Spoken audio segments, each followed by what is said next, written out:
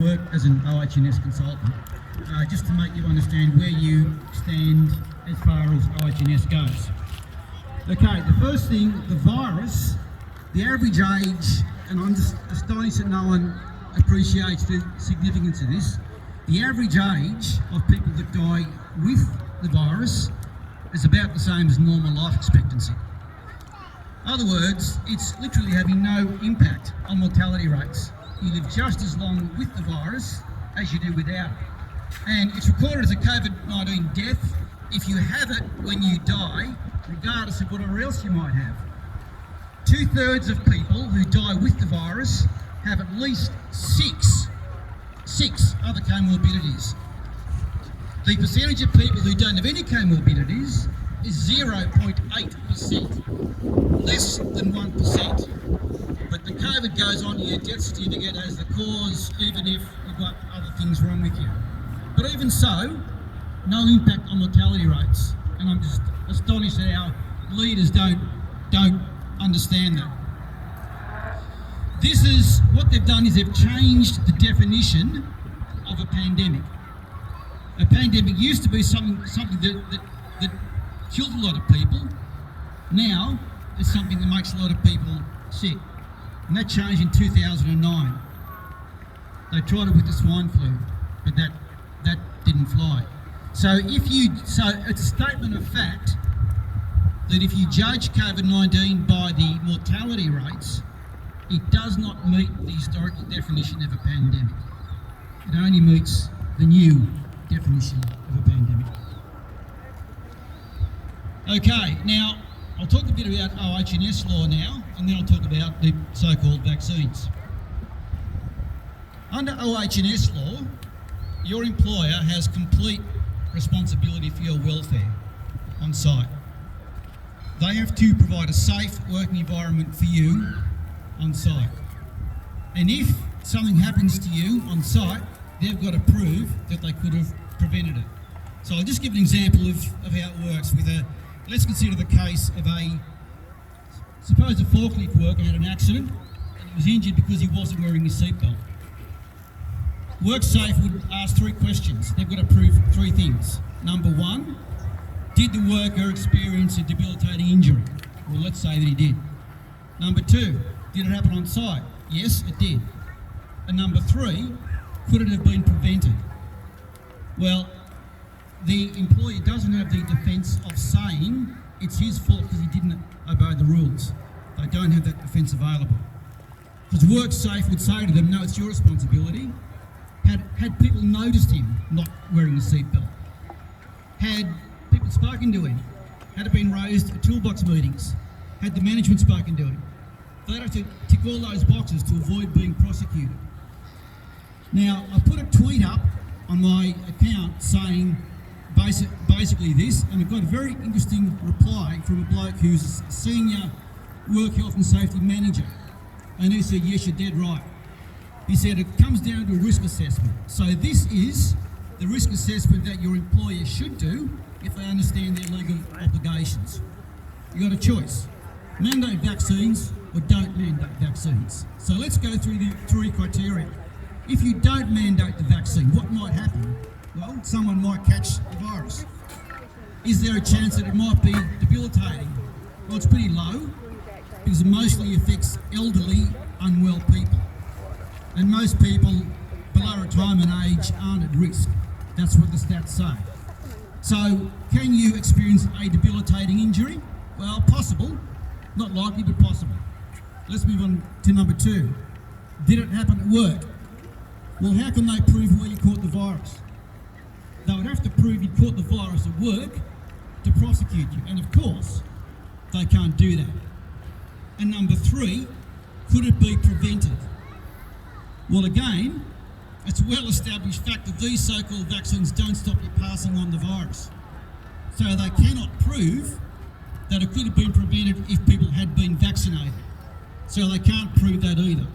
So there is no risk to your employer from not mandating a vaccine, and they need to understand that. What if they do mandate a vaccine? Could a debilitating injury occur? Of course, heart attack or death. And it's happening. I'll talk about the stats on those in a minute. Number 2, did it happen at work? Obviously, yes. 3, could it have been prevented? Again, obviously, yes.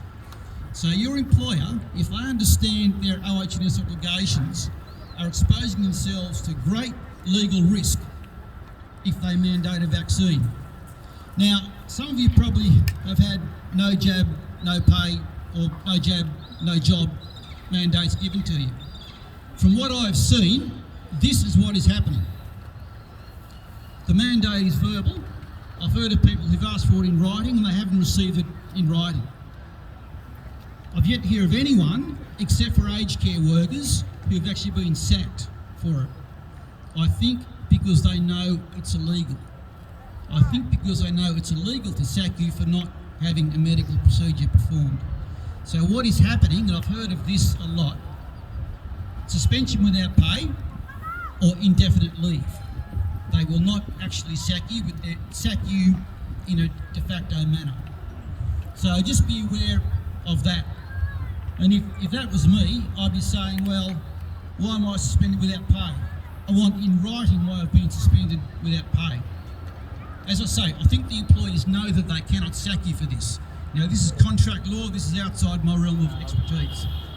I just understand what the OH&S Act says and your employer's obligations. So, if it was me, I'd be having a chat with my bosses over a cup of coffee. Do you understand that if I take the jab and get injured, you're liable?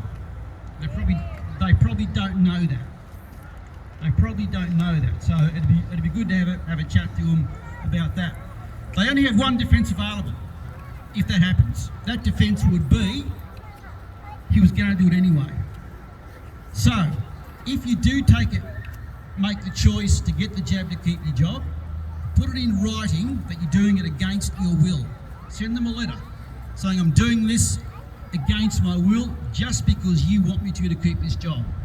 That's a condition of me keeping this job. Put it in writing. That way they have no legal defence to stand on if you suffer a negative outcome, and they are liable under the OH&S Act. Now, the so-called vaccines. I say so-called because the definition of that changed too. In September the 1st this year, the definition of vaccine was changed by the CDC. The word immunity was taken out. They changed the definition because obviously the COVID vaccines don't give you immunity. So if you want to control information, control the definitions. Now, this is not my field, but I've had a long talk with Paul Costantino, who's an immunologist at Curtin University, about the vaccines. Now, here are the statistics. Since the 1st of March, 572 people have been killed by the vaccines. That's a rate of 2.7 people per day. If you look at the stats for COVID, even taking into account the fact that they're with and not from stats, the number's 2.4. So 2.4 people from the virus, 2.7 people from the vaccines.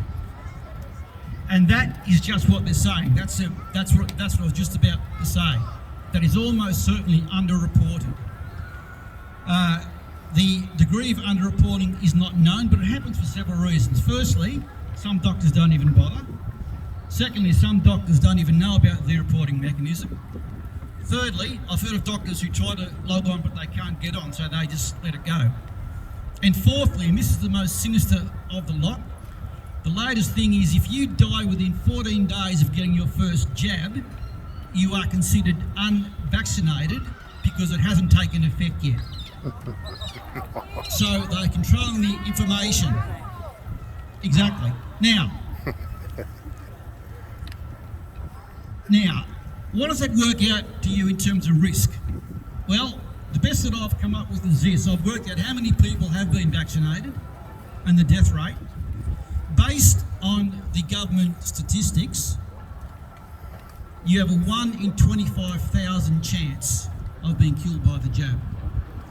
Now, if we think that's underreported, by how much? Well, most people think about 80 or 90%. So we can say 90%, so the real figures are about 10 times that. Now, if that happens, if that's the case, and I have no reason to suppose that it wouldn't be, your chances of being killed by the vax are 1 in 2,500. Now, to put that in perspective, you have a 1 in 10,000 chance of being killed on the roads every year. So 1 in 2,500 equates to the risk of driving on the road for 4 years. So it's not a huge number, but also it isn't nothing either. So that's the risk of getting the vax, and some of you may have to make that decision. Now, the last point that I'll make, and then I'll hand over to Andrea, which vax should you take, AstraZeneca or the Pfizer? Now, I've spoken to Paul Costantino about this. The popular thing in the media is that the Pfizer is safer than the AstraZeneca. And that's not the case. Paul Costantino said to me, I'd do anything but take the mRNA. In fact, the mRNA vaccines in 4 Scandinavian countries have been banned just in this last week. The Moderna vaccine is an mRNA like the Pfizer.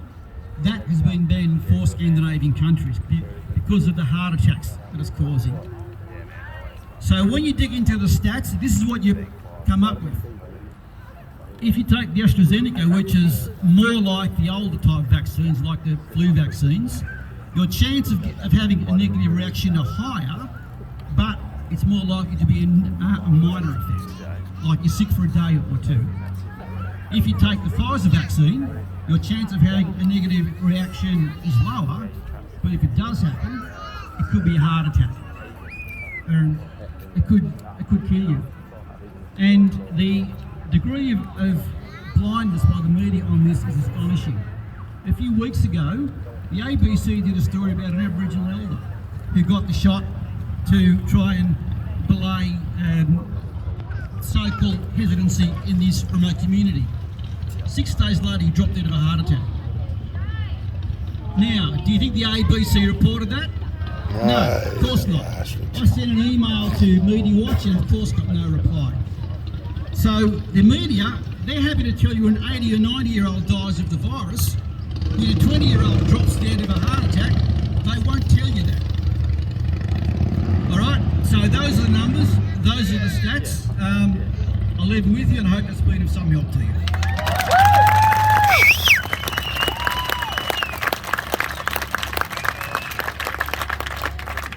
I want to thank this very kind gentleman for being such a gentleman. Chivalry's not dead. Love it. He gave me his hat. It is a bit hot out here. I do love the sun. But listen, in principle today, because we're at a freedom rally, I'm so sorry, sir, but I'm going to have to reject this hat. You know why? What is Bunnings doing at the moment? Absolutely. As consumers, we need to make a stand, and any business that is pro-mandate should be boycotted.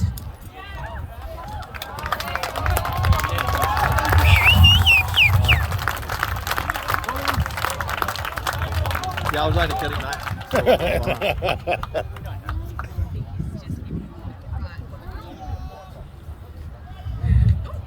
Just make that beer taste twice as good, anyway. All right, so listen, the point is that Babylon, the institutions we're used to, the free market as they call it, no longer free. It is so corrupt, there is no option for us left anymore except to check out and create our own system. I want to talk to you about the human rights standards we've got and that have been forgotten. The Australian Law Reform Commission said that informed consent refers to consent to medical treatment and the requirement to warn of material risk prior to treatment. Has our government done that? No. They're in violation of the Australian Law Reform Commission's definition of informed consent. There are international principles such as the limitation and derogation of provisions under the ICCPR, produced by the UN, that says no state party shall ever, in time of emergency, threatening the life of the nation, derogate from the covenant's guarantees of the right to life, freedom from torture, cruel, inhumane or degrading treatment or punishment, and from medical or scientific experimentation without free consent. What we have, ladies and gentlemen, with the vax, as the Therapeutic Goods Association has told us, is a medical experiment. They have not even tested it on animals.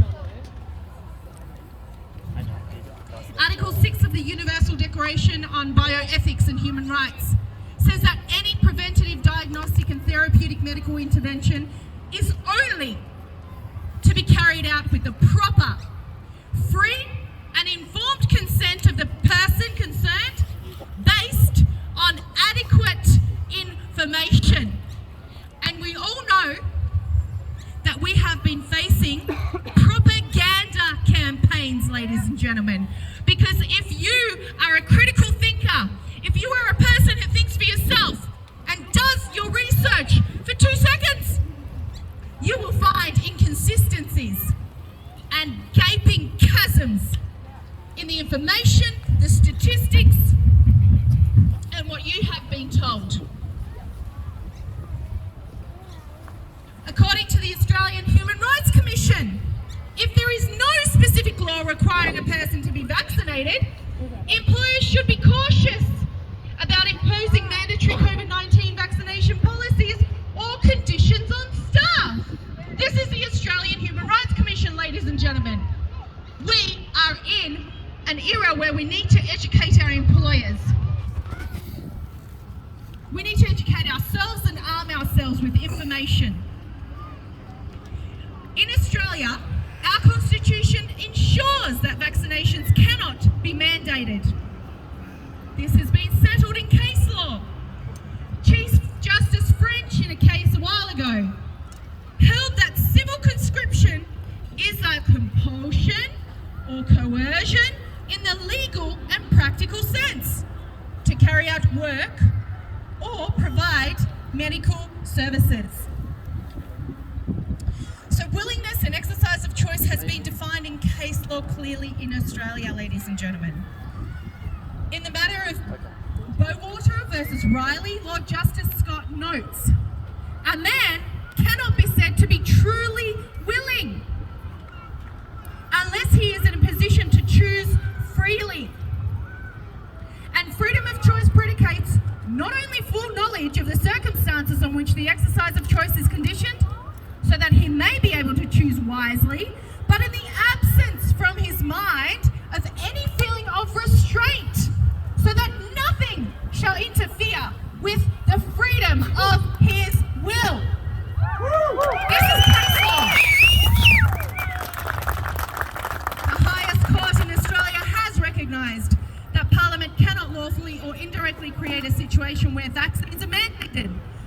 Justice Webb in the British Medical Association case against the Commonwealth said, if Parliament cannot lawfully do this, which is mandate vaccines, directly by legal means, it cannot lawfully do it indirectly by creating a situation as distinct from merely taking advantage of, in which the individual is left with no choice but compliance. One of these cases was from 1949.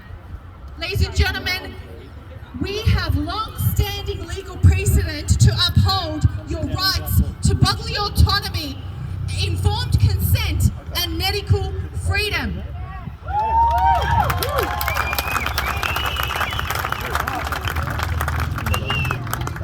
Australian courts have acknowledged that treatments are subject to choice and consent. They're to be respected, and that doctors have no right to object to such a response. Lord Justice in the Airedale National Health Services Trust case in 1993 said, if the patient is capable of making a decision on whether to permit treatment and decisions not to permit, his choice must be obeyed.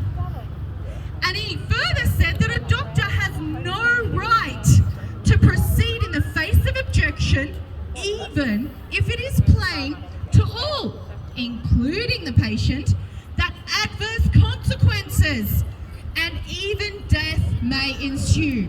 So you know what that's saying, ladies and gentlemen, in layman's terms? Even if the doctor tells you, if you don't do this, you're going to die, he has no right to force it on you. You have the freedom to choose the medical procedure, even if it is a threat to your life. That's in case law, Australian case law. Deputy President Dean, in a most recent tribunal case in the Fair Work Commission, said that Ms. Kimber had a valid exemption from requirement that arose under the public health order to have the flu shot.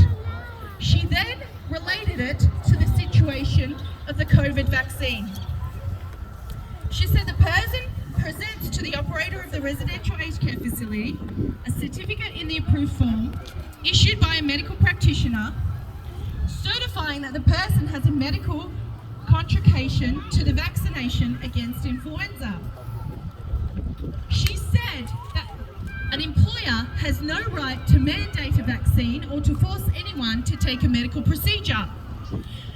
Now, this is a wonderful precedent, but the issue is it's in a lower court, it's in a tribunal, and her decision, her judgment, was a dissenting judgment.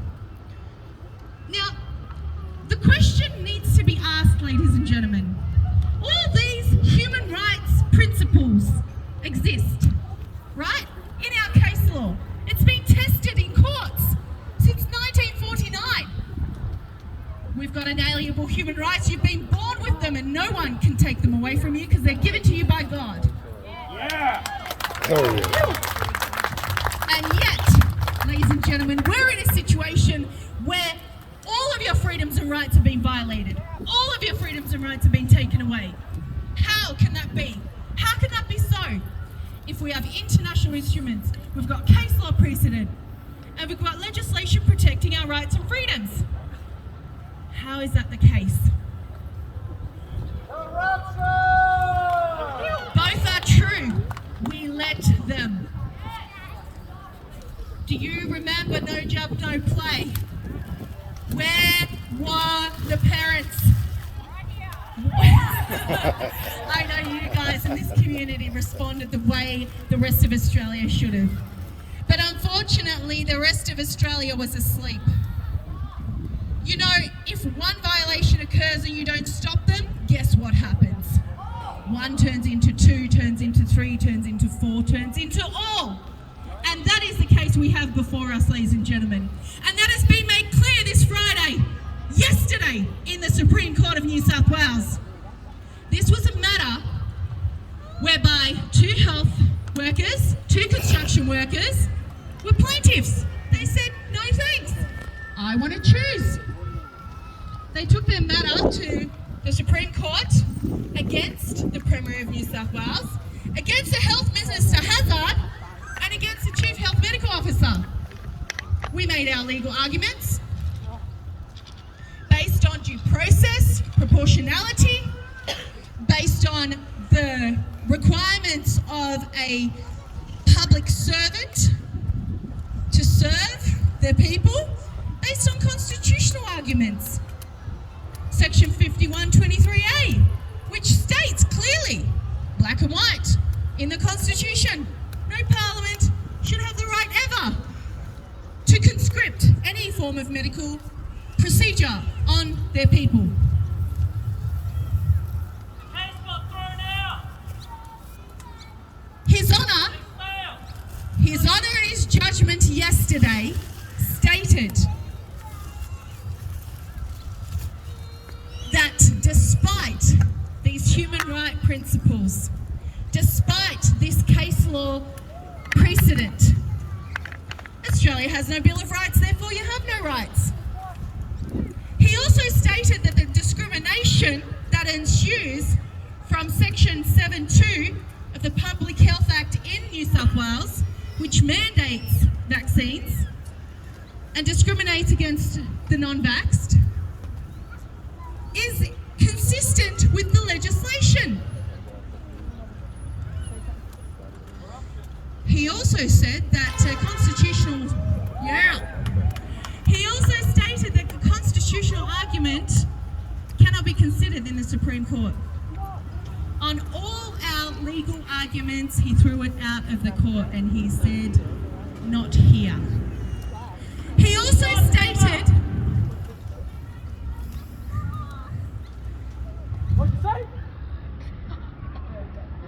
His Honour also stated that it is not the court's role to consider policy matters. Now, ladies and gentlemen, I have a real problem with that. Because isn't it the role of the court to test the law? Isn't it the role of the court to say, okay, Parliament wrote this law and you have experienced this law on the sticky end, and now we're going to test whether it's fair, proportionate, just, and we're going to make a ruling or a judgment in accordance to that. Isn't that the job of the judiciary? To uphold your freedoms and rights in accordance to that legislation? So if that's not the court's role, as His Honour said, what is their role? Is it to push parliamentary agenda? Ladies and gentlemen, before the court at the before Parliament, Federal Parliament at the moment, we have amendments to the Biosecurity Act, which will allow them to put the non-vaxxed into medical facilities. Are we okay with that? Before Federal Parliament, there is also an amendment to a bill that ensures these vaccine passports, a social credit system, ladies and gentlemen, where Hey, piss off, mate. Go back to China. Get off the gallon stick. So let's look at international precedent.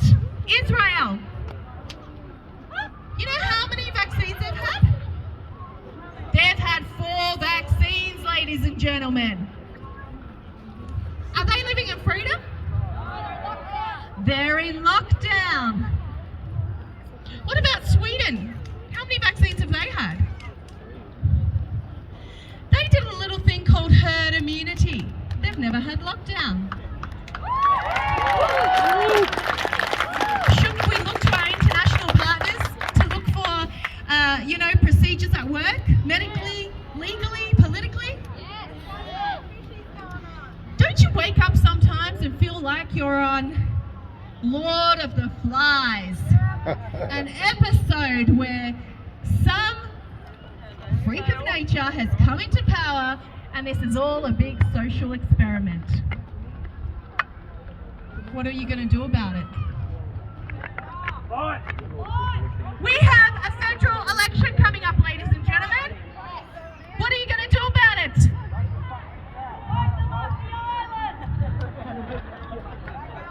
Under a democracy, we have the right to lobby our local members, the right to hassle them, call them up, send them emails, send them letters, rock up at their office and talk to them.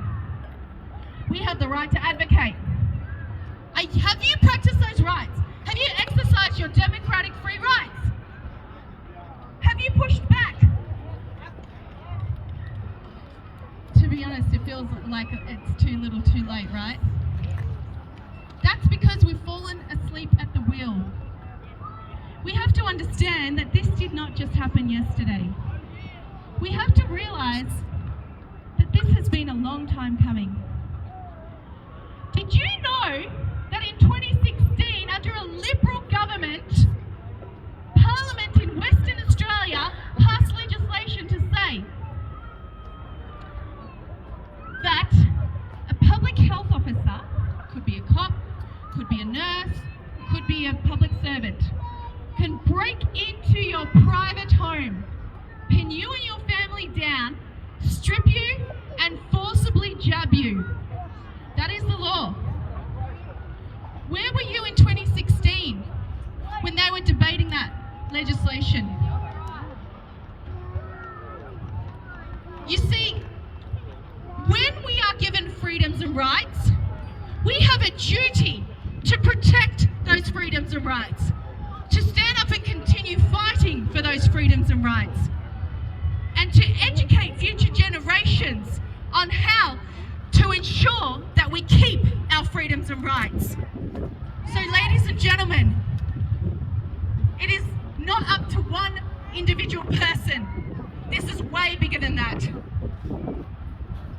Every single person needs to stand up and make a stand.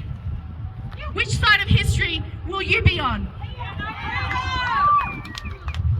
Ladies and gentlemen, let me tell you a little bit of a story.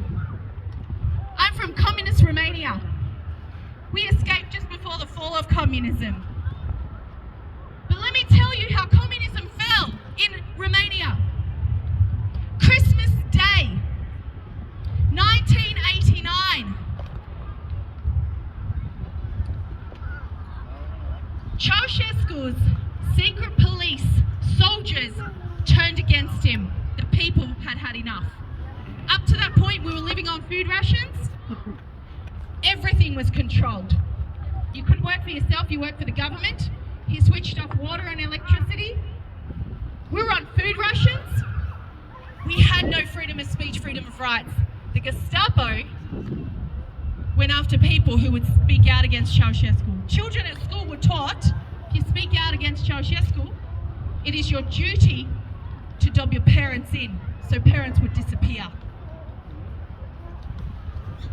A reformed minister refused to accept that was the country, the standard that they would live by. He started preaching and teaching the people. He was brave, he stood up, he fought. They threatened him, they threatened his family, they threatened his life. He just kept at it for years. They had prayer vigils in front of his home, and it was his preaching that motivated the people and inspired them to stand up, to find their courage, and to fight back. And finally, on Christmas Day, when Ceausescu went out on one of his propaganda campaigns to speak from a balcony, the people turned on him. There was a 10-minute trial, ladies and gentlemen. And in 10 minutes, he was found guilty of crimes against humanity. A man who bulldozed villagers because he didn't like the view out of one of his palaces. He and his wife were shot. Now let's contrast that with Nazi Germany. There's a story that's told where there is a church on a Sunday morning meeting. They're worshipping, they're singing together as a community. And behind them is a train. Behind them are soldiers picking up people of a certain race and religion, shoving them into these trains.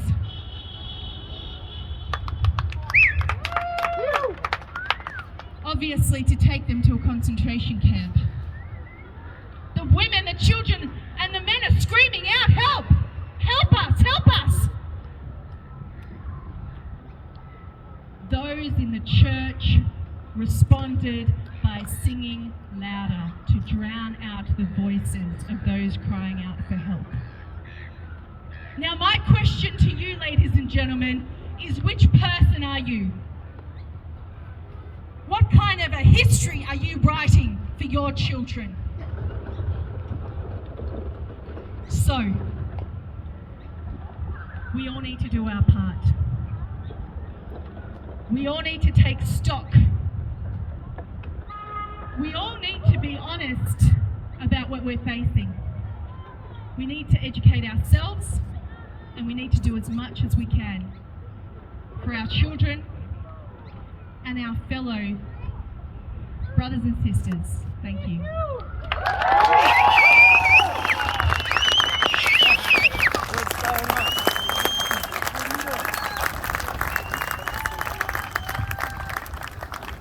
I don't have much to say, and I'm not much of a public speaker, but a few of the ladies here who organised this forked out a fair bit out of their own pocket. Maybe $2-3 grand to get these vehicles up. find some accommodation and stuff. So I'll leave this here. Any little bit helps. We'll put it into their, whoever's paid, put it in their accounts and let them left. Maybe some good charities, whatever the GMB